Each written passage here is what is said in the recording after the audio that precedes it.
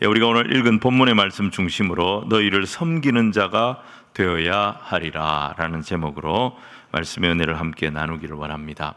오늘은 마태복음 23장입니다. 마태복음 23장은 크게 이제 두 부분으로 나눌 수가 있어요. 1절부터 12절까지의 내용은 당시에 이 종교 지도자들, 이 정치 지도자들의 위선을 예수님께서 고발하신 내용이에요. 그리고 13절 이후의 내용은 7가지 이 화에 대한 경고의 말씀입니다. 먼저 1절로 12절의 핵심이 뭐냐면 위선을 버리라는 겁니다. 그 대상이 누구였느냐? 서기관과 바리새인들이었어요. 이들이 어떤 사람들입니까? 먼저 믿은 사람들입니다. 이들은 성경을 어릴 때부터 배워가지고 성경을 누구보다도 잘 아는 사람입니다. 하나님도 우리가 제일 잘 믿는다라고 자부하는 사람들이에요. 누구보다도 우리는 삶 자체가 의로운 사람들이다. 자기도 그렇게 생각하고 다른 사람들도 그렇게 인정해주는 그런 인물들이었습니다. 근데 예수님은 이들에게 경고의 말씀을 주고 계신 것입니다. 어떻게 보면 오래 믿은 자들, 또 교회의 지도자들, 저와 같은 목회자들의 모습이 바로 이 안에 있다. 우리가 그렇게 볼 수가 있습니다. 오늘 본문은 이 위선자의 모습을 이제 3가지로 말씀을 주시는데, 먼저 1절을 보시면 예수님은 이 경고의 설교를 바리새인들한테 하시는 것이 아니고 예수님을 따르는 무리와 제자들에게 하고 계신 것을 보게 됩니다. 이 경고의 설교의 내용은 다 바리새인들을 지적하시고 이 서기관들을 경고하시는 내용인데, 그 사람들 불러가지고 하시는 게 아니고 예수님을 따르는 무리, 예수님의 제자들한테 이 말씀을 하시는 이유가 뭐겠습니까? 그 이유는 너희도 똑같다는 것입니다. 너희도 똑같으니까 항상 조심해야 된다. 이 말씀을 주고 계신 겁니다. 자리 좋아하고 입으로만 떠들지 결국은 손가락 하나 까딱하지 않으며 또 사람들이 알아주고 사람들에게 인정받기를 원하는 이런 마음은 종교 지도자들한테만 있는 것이 아니고 이 위선의 유혹은 모든 사람들에게 다 있다는 것입니다. 그래서 너희도 하나님 앞에 위선자가 되지 않도록 조심하라. 이 말씀을 주고 계신 것입니다. 자, 오늘 첫 번째가 뭐냐? 이 위선자의 3가지 특징입니다. 첫 번째는 모세의 자리에 앉는 것을 좋아합니다. 여기 이 모세의 자리가 뭘 말하냐면 예수님 당시에 회당을 중심으로 유대인들의 모임이 있습니다. 이 회당의 상석, 이 회당에서 가르치는 자리가 모세의 자리였습니다. 유대인들 중에 가장 영광스러운 자리고 가장 주목받는 자리였습니다. 자, 오늘 본문 2절을 보시면 예수님이 이렇게 말씀하시죠. 서기관들과 바리새인들이 모세의 자리에 앉았으니, 이들이 이 자리를 계속 앉고 싶어 하는 거예요. 잔치에 가면은 항상 중앙 자리에 앉고 싶어 하고, 회당에 가면 모세의 자리, 가장 높은 자리에 앉아서 대접받고 존경받는 것을 원하고 있고, 항상 재판장의 자리, 선생의 자리에 앉아서 다른 사람들을 판단하고 다른 사람들을 가르치기를 좋아한다는 것입니다. 오늘날로 말하면 저 같은 목회자들이 딱 이렇게 되기가 쉬운 것입니다. 우리는 모세의 자리보다도 모세의 자세를 닮아야 합니다. 한 번 더 말합니다. 모세의 자리보다도 모세의 자세, 모세의 태도를 배워야 한다는 것입니다. 모세의 자리, 모세의 자세, 모세의 태도가 그러면 어떤 것이었느냐? 여러분, 출애굽한 이스라엘 백성들이 시내산 앞에 도착했어요. 이 시내산 앞에서 모세는 시내산 꼭대기에 올라가서 율법의 말씀을 받는다고 40일을 자리를 비웠습니다. 이스라엘 백성들은 이 40일 동안 너무너무 불안해지기 시작했어요. 이 사람들이 할 수 있는 게 뭐예요? 애굽에서 배운 대로 금송아지 만들어가지고 금송아지를 섬기고 있었습니다. 하나님 그걸 보시고 진노하셔서 이스라엘 백성들이 거기서 다 죽게 됐을 때 출애굽기 32장 보시면 모세가 어떻게 합니까? 자기는 시내산에 올라가 있었기 때문에 이스라엘 백성들이 금송아지 만드는데 전혀 개입하지 않았어요. 그럼에도 불구하고 이스라엘의 모든 죄가 자기의 죄인 것처럼 그 죄를 짊어지고 하나님 앞에 나갔던 거예요. 그리고 간절하게 하나님 앞에 기도하기 시작합니다. 출애굽기 32장 31절로 32절을 우리 같이 한번 읽겠습니다. 시작. 모세가 여호와께로 다시 나아가 여짜오되 슬프도소이다. 이 백성이 자기들을 위하여 금신을 만들어 싸우니 큰 죄를 범하였나이다. 그러나 이제 그들의 죄를 사하시옵소서. 그렇지 아니하시오면 원하건대 주께서 기록하신 책에서 내 이름을 지워버려 주옵소서. 모세는 자기 생명을 걸었던 거예요. 자기 생명을 걸고 하나님 앞에 나가서 이스라엘을 위하여 중보하고 있는 거예요. 자기가 죽을 각오를 하고 희생의 기도를 드리고 있었던 것입니다. 하나님의 임박한 진노 앞에 먼저 자기가 자기 자신을 찢는 기도를 하나님 앞에 드렸고, 결국 이 기도 때문에 이스라엘 백성들이 다시 기회를 얻고 다시 살아나는 역사가 일어났던 것입니다. 우리가 모세에게서 배운다면 바로 이런 모습을 배워야 하는데, 그 모세가 누렸던 영광, 모세가 앉았던 자리, 거기에만 딱 눈독을 들이고 있는 거예요. 그래 되면 뭐가 되느냐? 우리는 위선적인 신앙인이 된다는 것입니다. 여러분, 이런 사람의 특징, 이 위선적인 신앙인의 특징이 세 가지인데, 7절을 보면 시장에서 인사받고 랍비 선생이라고 불리기를 좋아한다는 거예요. 지위 욕심이 있는 거예요. 9절에 보면 아버지라고 불리는 것을 좋아합니다. 존경받고 싶은 거예요. 10절에 보면 지도자라 불리기를 좋아합니다. 영향력을 갖고 싶어 하는 거예요. 예수님은 뭐라고 말합니까? 이런 건 너무 밝히지 말라는 거예요. 이런 건 너무 좋아하지 말라는 거예요. 선생은 예수님 외에 없다. 우리는 다 형제고 자매다. 또 아버지라고 불릴 수 있는 분은 오직 하늘에 계신 하나님 아버지 한 분뿐이시다. 우리는 그분께 존경과 그분께 영광을 올려드려야 된다. 그리고 사람들에게 지도자라고 불릴 수 있는 분도 그리스도 한 분이시다. 우리는 그리스도의 영향력 아래 있을 때가 가장 안전하다는 것을 기억해야 된다는 것입니다. 그러면 우리는 뭐냐? 그리스도께로 사람들을 안내하고 인도하는 일꾼입니다. 그리스도의 종입니다. 다른 말로 하면 목장에 있는 양머리 개에 불과한 것입니다. 목사는 스스로 자신을 뭐라고 생각해야 되느냐? 아무리 성도가 많아도 하나님, 저는 목양견에 불과합니다. 저는 이 많은 성도들을 그리스도께로 인도하는 목장에 있는 목양견 불과합니다. 이걸 생각하면서 사역해야 되는 거예요.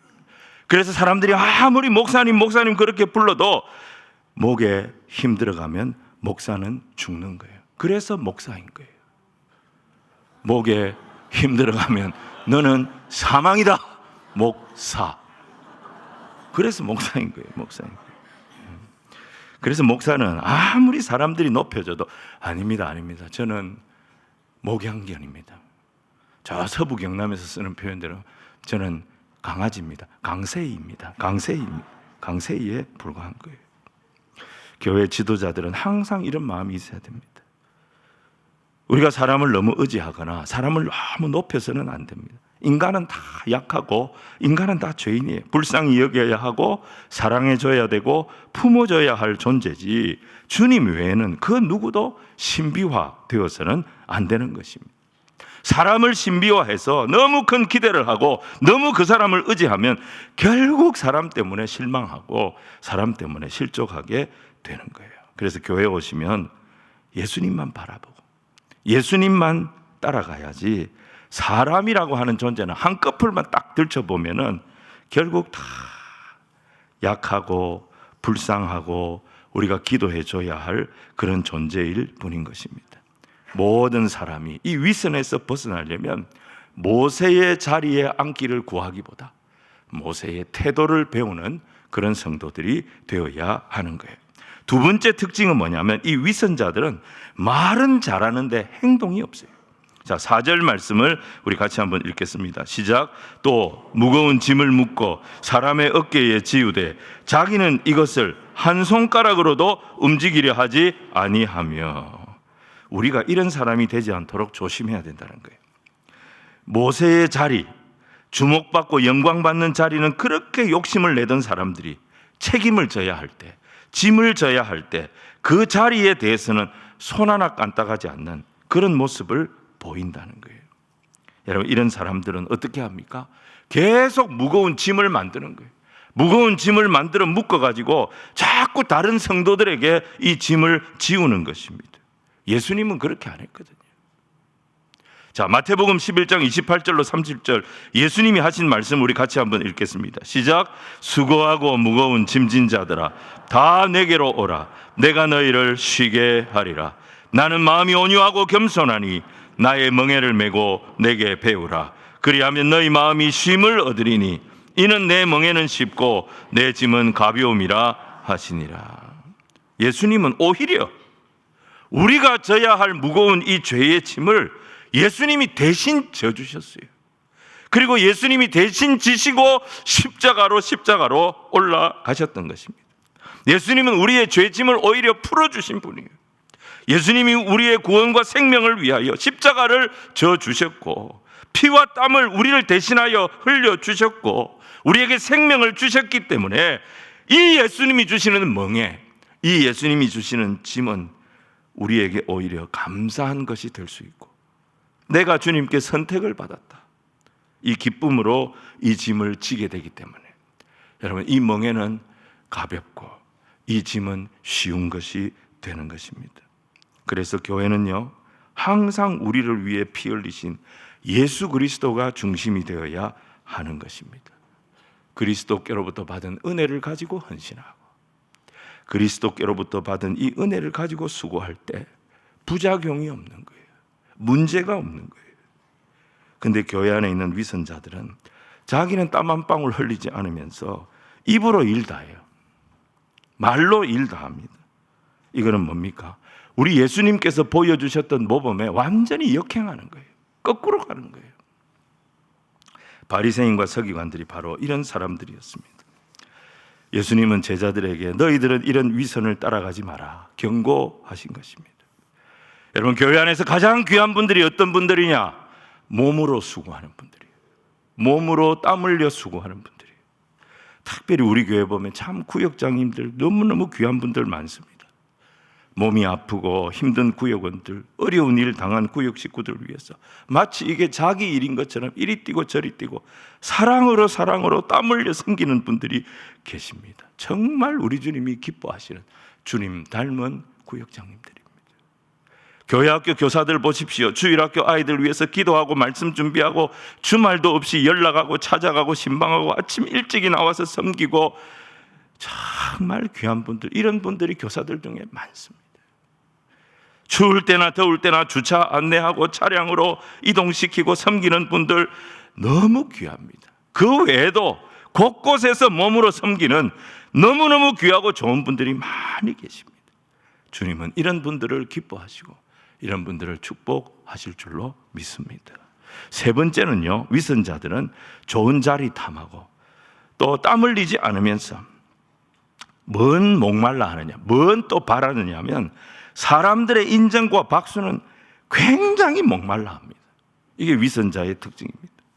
누가복음 18장 보시면 세리와 바리새인이 성전에 올라서 기도하는 예수님의 비유가 나와요. 11절 보시면요, 바리새인이 거기서 뭐라고 기도하느냐? 바리새인은 서서 기도합니다. 앉아서 기도하면 자기가 안 보이잖아요. 그리고 따로 기도합니다. 사람들한테 섞여 있으면 누가 누군지 모르잖아요. 서서 따로 기도하면서 뭐라고 기도합니까? 하나님, 나는 저 세리와 같지 아니함을 감사하나이다. 일회에 2번씩 금식합니다. 소득의 11조를 꼬박꼬박 드리고 있습니다. 여러분, 이건 누구 들으라고 하는 기도입니까? 이 기도를 듣는 사람들이 무슨 생각? 야, 저 바리새인 정말 훌륭한 사람이구나. 저 바리새인 정말 의로운 사람이라. 이런 인정과 박수를 받고 싶어가지고 그는 서서 기도합니다. 그리고 무리 가운데 있지 아니하고 따로 나와서 기도합니다. 큰 소리로 기도합니다. 그래서 우리는 공중 앞에서 기도할 때에, 공중 앞에서 기도할 기회가 있을 때 항상 조심해야 됩니다. 과연 나는 이 기도를 누구를 의식하고 지금 하고 있는가? 사람 들으라고 하는 기도인가? 하나님 앞에 드리는 기도인가? 늘 분별하면서 조심해야 하는 것입니다. 세리의 기도를 보십시오. 바리새인은 그렇게 큰 소리 치는 기도했지만 세리의 기도를 보십시오. 세리는 누가복음 18장에 자기를 불쌍히 여겨달라고, 나 같은 죄인을 불쌍히 여겨달라고 하나님 앞에 눈물로 무릎 꿇고 기도했습니다. 오늘 저와 여러분의 기도가 바리새인의 기도가 아니라 세리의 기도가 되기를 주님 이름으로 축원을 드립니다. 바리새인들은 오늘 말씀 보면 복장도 다른 사람들하고 다르게 했습니다. 5절에 보면은 경문띠를 넓게 했다는 말씀이 무슨 말이냐면, 유대인 남자들은 성경 말씀 중에, 특별히 율법의 말씀 중에 자신들이 제일 귀하다고 생각하는 이 말씀을 적어가지고 검은색 가죽 상자에 딱 넣어서 이 상자에 띠를 달아가지고 이마에도 묶고 왼쪽 팔에도 묶었습니다. 이 작은 상자를 경문상자라고 그랬습니다. 주로 이제 신명기의 말씀을 기록을 했어요. 히브리 말로는 요게 테필린입니다. 이 경문을 이마에 묶는 목적이 뭐냐? 팔뚝에 묶는 목적이 뭐냐? 너희들 모세를 통해 주신 이 율법의 말씀을 가장 우선적으로 생각하고 가장 우선적으로 지켜야 된다, 이런 의미예요. 다시 말해서 율법에 대한 충성을 나타내는 표현이었던 것입니다. 그런데 세월이 지나면서 누가 더 큰 걸 달고 다니느냐, 이게 이제 경쟁이 된 거예요. 더 큰 경문 상자를 붙이고 다니는 사람이 더 율법에 충성하는 사람이다, 사람들이 그렇게 인정해 줄 것을 바라고 더 큰 상자를 붙이고 다니는 경쟁이 붙은 거예요. 유대인들이 다 뭡니까? 사람에게 보이려고 그렇게 했던 거예요. 우리가 조심해야 될 게 뭐냐? 바로 이것입니다. 그런데 여러분, 참 희한한 게 사람들이 다 압니다. 사람들이 다 알아요. 저 사람 진짜 진실한 사람이고 정말 저 사람 존귀한 사람이다. 저 사람 저렇게 하지만 사람에게 보이려고 눈앞에서 왔다 갔다 하는 사람이다. 여러분, 진짜 사람들에게 인정을 받으려면 오늘 예수님 말씀하시면 두 가지를 잘해라는 거예요. 정말 사람의 마음을 얻고 싶으면 두 가지를 잘하는 거예요. 첫 번째 뭐냐? 잘 섬기라는 것입니다. 잘 섬기라는 거예요. 두 번째는 뭐냐? 어떤 자리에서든지 자기를 드러내지 말고 자기를 낮추라는 것입니다. 자기를 낮춘다는 게 뭐예요? 수고는 다 합니다. 헌신은 다 합니다. 할 수 있는 것은 다 하지만 자기를 드러내지 않는 거예요. 자기를 자랑하지 않는 거예요. 자, 11절과 12절 말씀을 같이 읽겠습니다. 시작. 너희 중에 큰 자는 너희를 섬기는 자가 되어야 하리라. 누구든지 자기를 높이는 자는 낮아지고 누구든지 자기를 낮추는 자는 높아지리라. 이것이 우리 그리스도인들의 최종 모습이 되어야 된다는 것입니다. 이게 예수님의 말씀이에요. 우리의 마지막 모습이 이런 모습으로 증명이 될 때 우리는 천국에서 큰 자가 되는 거고 하나님이 높여주시는 자가 된다. 이게 예수님의 약속의 말씀이에요. 예수님이 주신 이 약속의 말씀을 믿고 거룩하게 구별된 자로 살아가는 우리 주님의 제자들이 다 되시기를 주님 이름으로 축원을 드립니다. 오늘 두 번째는 7가지 화에 대한 경고입니다. 자, 13절부터 이 화에 대한 말씀이 나오는데 오늘은 3번이 없어요. 그리고 여기서 끝나니까 여러분들 너무 걱정하지 마시기를 바랍니다. 자, 믿는 자들이 결코 이 길을 가면 안 된다. 우리 주님의 안타까운 경고의 말씀인데 첫 번째가 13절이에요. 어떤 사람이냐? 천국 문을 막고 서가지고 자기도 안 들어가면서 들어가려고 하는 사람 못 들어가도록 방해하는 사람이에요. 이런 사람 화가 있다는 거예요. 교회의 목적이 뭐예요? 성도들이 천국 시민 되는 것 돕는 거예요. 우리가 전도하는 이유가 여기에 있고 선교하는 이유도 여기에 있습니다. 사람 많이 모이는 게 뭐가 중요합니까? 모인 사람들을 천국 시민 되게 하는 일, 그거 제대로 우리가 돕지 못한다면 주님 우리에게 이 말씀 하실 겁니다. 이 많은 숫자가 너에게 화가 될 것이다. 저는 최근에 병상세례 이렇게 베풀 기회들이 있어서 어르신들 찾아가는데 너무너무 감사한 게 뭐냐면 그 병환으로 노쇠하신 어르신들이요, 어떻게 보면 자기 인생의 마지막이 될지도 모르는 그 기도를 받으면서 너무너무 감사해야 하는 거예요. 예수 그리스도를 믿으십니까? 아멘, 믿습니다. 십자가 보혈로 죄사함 받으신 거 믿으십니까? 아멘, 믿습니다. 부활을 믿고 천국을 믿으십니까? 아멘, 믿습니다. 사랑하는 여러분, 이것보다 더 귀한 일이 어디 있어요? 사망의 문 앞에 서 있는 약한 성도들에게 천국의 소망을 주고 예수 그리스도를 믿음으로 세례받고 천국 문을 열어서 들어갈 수 있는 이 일을 섬길 수 있다는 것이 우리가 이 땅에서 어떤 일과 비교할 수 있는 일이겠어요? 최고의 복입니다. 사도 바울은 디모데후서 4장을 쓰고 죽었거든요. 디모데후서 4장이 사도 바울의 유언이에요. 바울은 디모데후서 4장 쓰고 참수당해서 로마에서 죽었습니다. 근데 바울이 거기서 뭐라 그럽니까?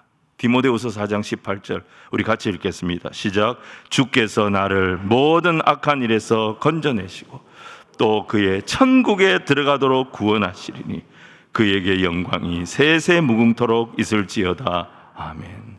그의 천국에 들어가도록 나를 구원해 주신 하나님, 이 하나님을 알게 되었고 이 하나님을 믿게 되었고 이 하나님 손에 붙들려 쓰임받은 것이 내 인생의 가장 큰 복이었습니다. 사도 바울은 이 고백을 하고 있는 거예요. 근데 이 문을 딱 막고 서가지고 자기도 안 들어가고 다른 사람도 못 들어가도록 막는다면 거기에는 반드시 화가 있을 것이라고 경고하신 거예요. 두 번째는 더 심각한 화예요. 15절입니다. 바다와 육지를 두루 다니면서 실컷 복음 전하고 전도한다고 했는데 오히려 그 사람들 엉뚱한 대로 인도해가지고 지옥 가게 만든 죄, 이게 화가 있어요. 여러분, 우리가 아무리 단기 선교 열심히 쫓아다니고 전 세계 선교지를 다 다닌다고 해도 그 수고의 목적이, 그 헌신의 목적이 나는 죽고 그리스도가 증거되는 것이 아니라면 오히려 내가 한 수고가 화가 될 것이라고 경고하시는 거예요. 여러분, 지난 여름에 제가 몽골 SFC 수련회 가서 섬겼잖아요. 몽골의 중고등학생들, 이 아이들이 말이죠, 대한민국에 관심이 얼마나 많은지 몰라요.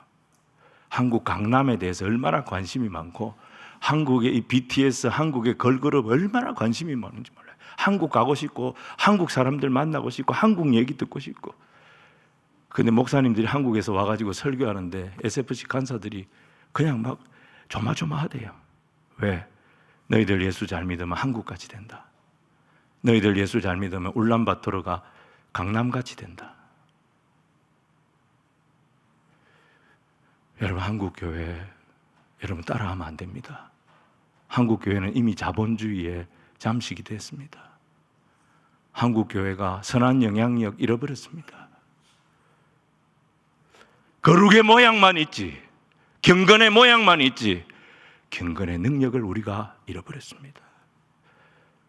복음으로 돌아가고 십자가 신앙으로 돌아가고 예수님의 마음을 품고 몽골 교회가 이 기초 위에 세워져야지. 한국 교회 따라가면 여러분 금방 망합니다.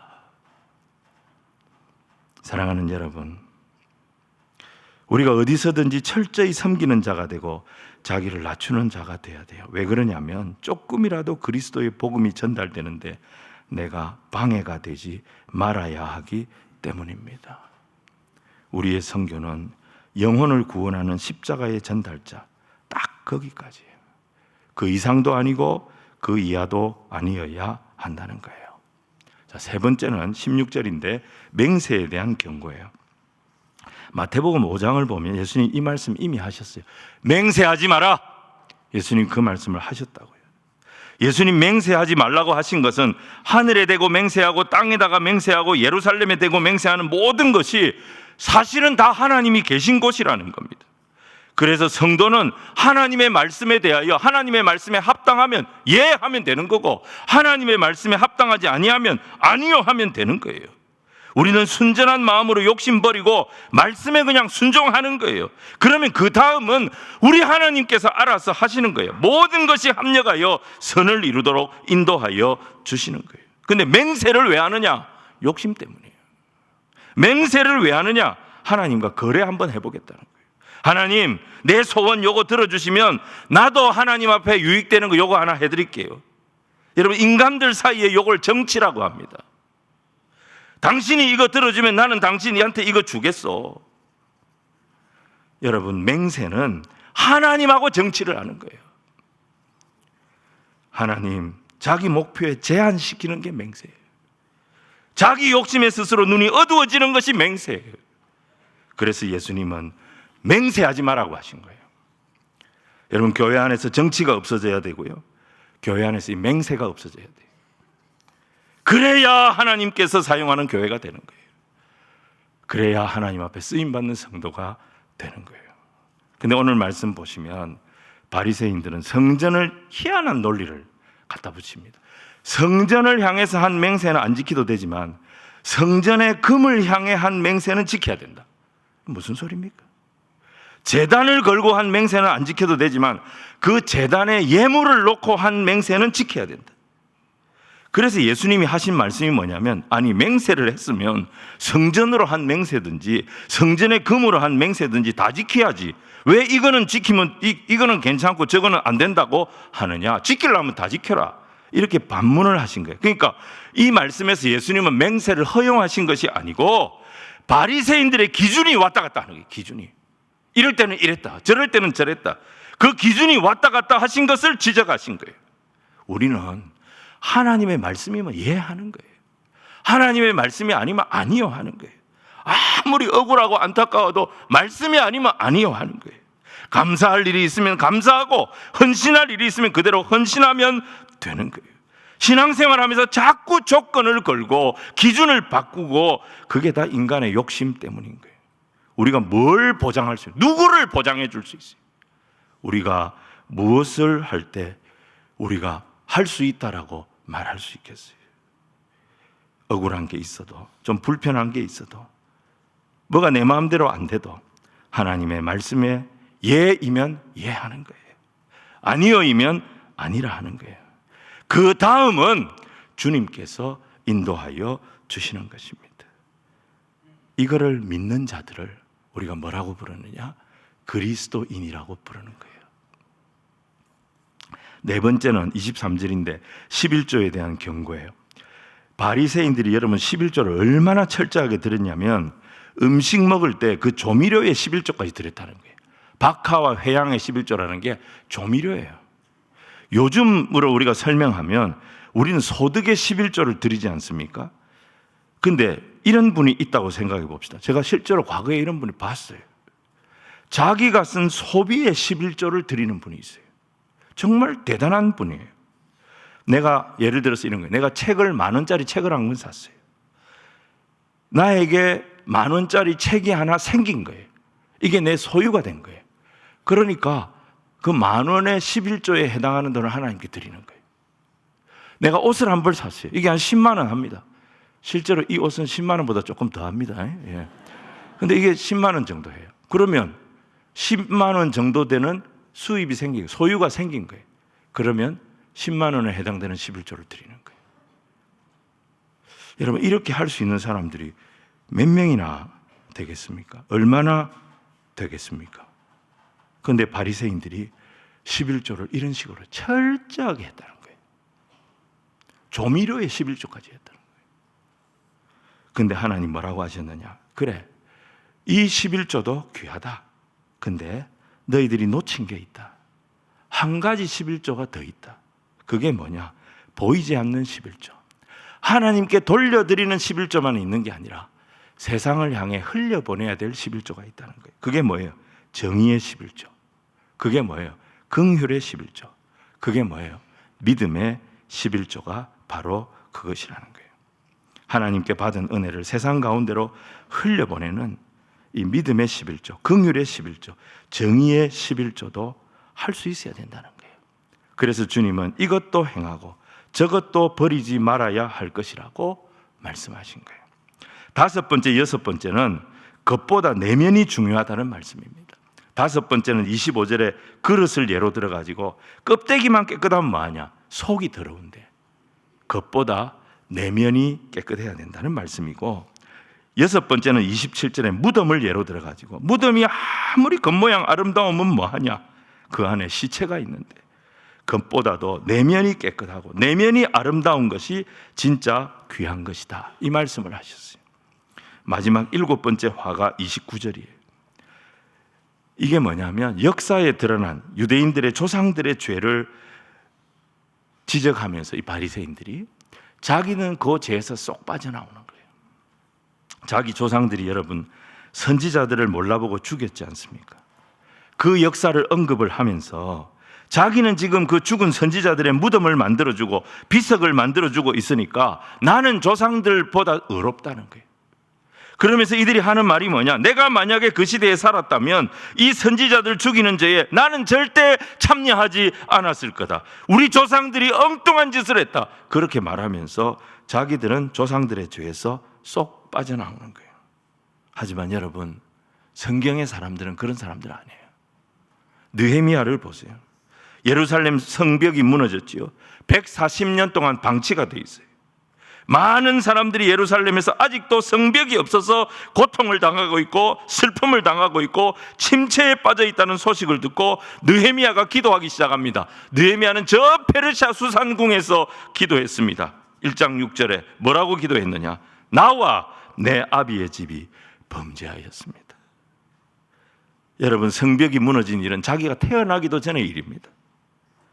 그럼에도 이 민족의 화를, 이 민족의 눈물을, 이 민족의 고통을 자기의 죄로, 자기의 문제로 받아들이면서 자기 자신을 이 죄에 포함시켜서 같이 회개하고 있었던 것입니다. 이게 의인의 기도인 것입니다. 문제 있으면 남 탓하고, 문제 있으면 조상 탓하고, 자기는 쏙 빠져나가는 이런 외식하는 바리새인들을 경고하신 것입니다. 중요한 게 뭡니까? 내가 좁은 길을 가는 거예요. 내가 십자가의 길을 따라가는 거예요. 주변에 있는 사람들이 어려움 당할 때 남의 일처럼 여기지 아니하고, 주님, 내가 기도하지 않았기 때문에 저 형제가 저렇게 어려움을 당합니다. 내 주변의 사람들이 눈물 흘릴 때, 주님, 내가 저 눈물에 함께하지 못했기 때문에 저들이 저 고통을 당합니다. 내 죄입니다. 하나님 앞에 회개하고, 주님, 이제부터 나는 섬기는 자가 되겠습니다. 주님, 내가 나를 낮추지 못하고 교만해서 지금까지 형제의 고통을 방치하며 왔습니다. 주님, 나를 용서하시고, 주님, 저들의 고통이 나의 고통, 저들의 눈물이 나의 눈물이 되게 하여 주옵소서. 이게 뭐예요? 나는 죽고 그리스도가 존귀케 되는 것입니다. 우리 그리스도인들은 자리 욕심 버리고, 행함이 없고 입만 살아있는 위선 버리고, 인정 욕심 버리고, 예수님 경고하신 이 7가지 화에 대한 말씀 꼭 기억하면서 믿음의 바른 길을 갈 수 있는 우리 모두가 되기를 주님 이름으로 축원을 드립니다.